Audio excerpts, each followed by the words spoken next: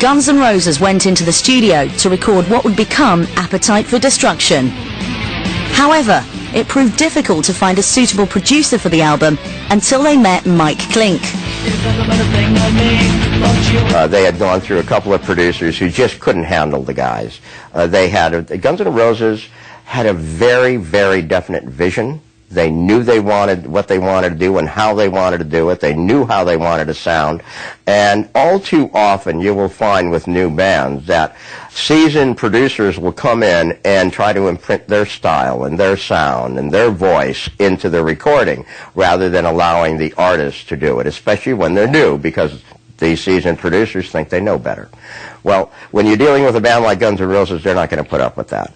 Well, Mike Klink obviously gave them enough leeway that they could work together. But one of the funny stories he had is that one of the first times he met with them and started recording, he said their equipment was so old he doesn't think Slash had ever changed the strings on his guitar. He had to go out and buy new strings and buy some new equipment because their stuff was all beat up, and he didn't know how Slash ever stayed in tune. When they were in the studio, they were extremely professional. Okay, it wasn't like a big party like everybody probably thinks and everything. Slash, would go in there and lay down his tracks, and it was just them going in and recording.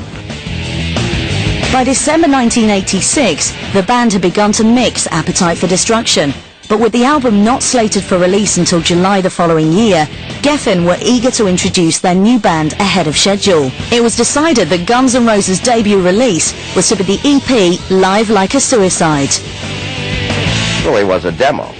And the only reason that I believe Geffen Records released it at all is because it took so long for them to do the first album.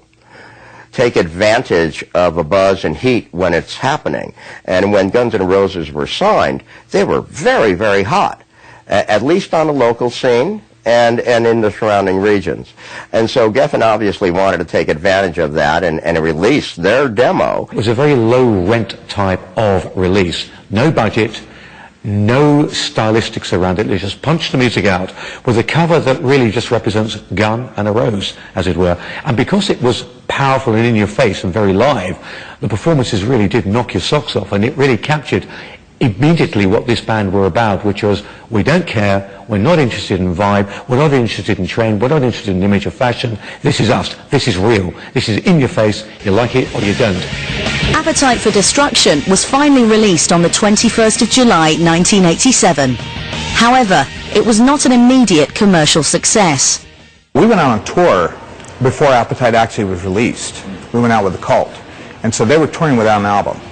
And we were up in Canada, I think, when the album was released. I'm not sure about that.